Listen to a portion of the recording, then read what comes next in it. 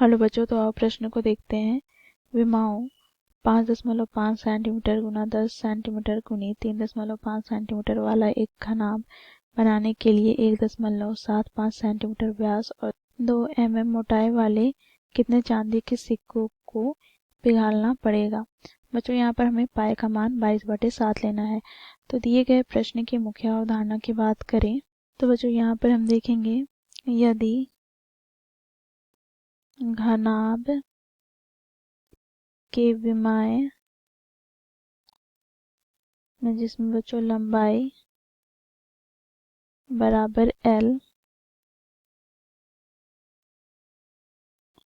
चौड़ाई को B से तथा ऊंचाई को H से प्रदर्शित करें, तो इस प्रकार बच्चों हमें घनाभ का आयतन प्राप्त हो जाता है L गुनी B गुनी H के। इसी प्रकार यदि बेलन के आयतन की बात करें तो बेलन का आयतन ज्ञात करने का सूत्र होता है पाई आर स्क्वायर एच के, जहाँ पर r बेलन के आधार की त्रिज्या है तथा h बेलन की ऊंचाई है। तो इस मुख्य अवधारणा की सहायता से हम दिए गए प्रश्न को हल करेंगे। बच्चों देखो, प्रश्न में हमें घनाभ के विमाएं कुछ इस प्रकार दिए गए हैं, तो हम पहले यहाँ पर घनाभ का आयतन ज्ञात कर लेंगे। तो यहाँ से बच्चों देखो, हमें घनाभ का आयतन क्या प्राप्त होगा। तो देखो L गुनी B गुनी H, जो कि हमें प्रश्न में क्या दिया गया है। तो देखो 5.5 सेंटीमीटर गुना 10 सेंटीमीटर गुना 3.5 सेंटीमीटर, तो इसका क्या हो जाएगा सेंटीमीटर क्यूब। तो यहाँ से बच्चों इसको हम गुना करें तो हमें प्राप्त हो जाएगा 192.5 सेंटीमीटर क्यूब। अब बच्चों देखो, यहाँ पर हमें प्रश्न में क्या दिया गया है।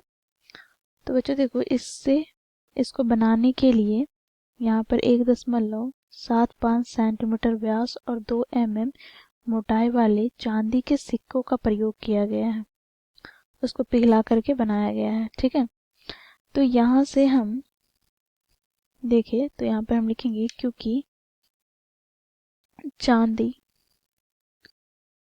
के सिक्के का व्यास कितना है, तो यह दिया गया है। देखो, इसे हम D से प्रदर्शित करते हैं। यह हमें दिया गया है 1.75 सेंटीमीटर। तो बच्चों यहाँ से हमें त्रिज्या प्राप्त क्या हो जाएगा। तो बच्चों इससे हम R से प्रदर्शित करेंगे, तो व्यास का आधा अर्थात 1.75/2, अर्थात ये हमें प्राप्त क्या हो जाएगा।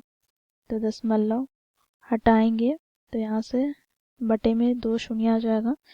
बच्चों इसे हम 25 से विभाजित करते हैं, तो 25 8 200 और 25 7 175, तो यहाँ से हमें प्राप्त हो गया 7/8 सेंटीमीटर। ठीक है, अब बच्चों देखो, यहाँ पर हम इसकी ऊंचाई की बात करें तो ऊंचाई अर्थात h हमें कितना दिया गया है। तो यह हमें दिया गया है 2 mm, अर्थात बच्चों देखो, इसे हम सेंटीमीटर में परिवर्तन करें तो यहाँ से हमें क्या करना होगा, 10 से भाग देना होगा। तो 2/10 यहाँ पर सेंटीमीटर, क्योंकि हम यहाँ पर लिखेंगे 1 mm बराबर 1/10 सेंटीमीटर। ठीक है, तो यहाँ से हमें प्राप्त क्या हो जाएगा। तो बच्चों देखो, 2 से विभाजित करेंगे तो 2×10 अर्थात 1/5 सेंटीमीटर। ठीक है, अब बच्चों देखो, यहाँ पर हम लिखेंगे प्रत्येक चांदी के सिक्के का आयतन। तो ये हो जाएगा पाई आर स्क्वायर एच के बराबर। बच्चों यहाँ पर हम मान रखेंगे, तो यहाँ से पाई का मान 22/7 का प्रयोग करना है, तो यहाँ पर लिखेंगे 22/7 गुना आर का स्क्वायर, अर्थात बच्चों देखो यहाँ पर आर हमने ज्ञात किया है 7/8 सेंटीमीटर, तो 7/8 गुना 7/8 गुना ऊंचाई हमने ज्ञात किया है 1/5, यहाँ सेंटीमीटर क्यूब हो जाएगा। बच्चों देखो यहाँ पर 7 से 7 कट जाएगा, ठीक है। बच्चों देखो यहाँ से अब हम क्या करेंगे, तो इसे हम 2 से विभाजित करते हैं तो 11 बार में, और यहाँ पर ये 4 बार में, तो यहाँ से हमें प्राप्त हो जाएगा 11 सत्ते 77 बटे, यहाँ पर बच्चों देखो 8 पचे 40, 40 को 4 से गुना करेंगे तो 160 सेंटीमीटर क्यूब। ये हमें प्राप्त हो गया प्रत्येक चांदी के सिक्के का आयतन, ठीक है। अब यहाँ पर हम ज्ञात करेंगे, अतः घनाभ बनाने के लिए आवश्यक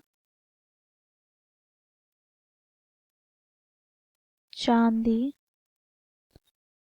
के सिक्कों की संख्या बराबर क्या होगा, तो आओ देखते हैं यहाँ पर। तो घनाभ का आयतन बटे में प्रत्येक चांदी के सिक्का का आयतन।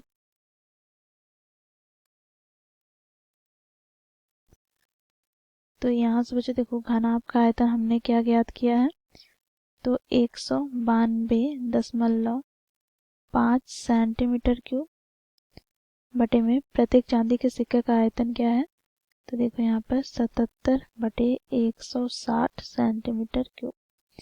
तो यहाँ से सेंटीमीटर क्यूब से सेंटीमीटर क्यूब कट जाएगा, दशमलव हटाएंगे तो यहाँ पर शून्य आ जाएगा, तो शून्य से शून्य कट जाएगा। तो यहाँ से हमें प्राप्त क्या हो गया, तो 1925 बटे 77 गुना 16।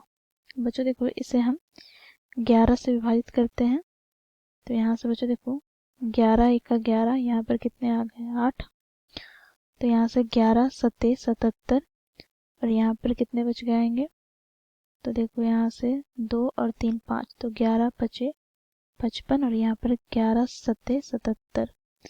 अब 7 से हम विभाजित करते हैं, तो 7 दूनी 14, यहाँ पर 3 बच गया, तो 7 पचे 35। बच्चों देखो 25 को हम 16 से गुना करेंगे तो हमें प्राप्त क्या हो जाएगा, तो 25 छक 150, 150 का शून्य हाथ में 15, 25 का 25 और 5 हो जाएगा 30 और 10 40, अर्थात यहाँ पर 400 हमें चांदी के सिक्कों की आवश्यकता होगा घना बनाने के लिए। तो इस प्रकार बच्चों हम लोगों ने मुख्य अवधारणा की सहायता से दिए गए प्रश्न को हल किया। आशा करती हूँ आप लोगों को यह प्रश्न समझ में आया होगा। धन्यवाद।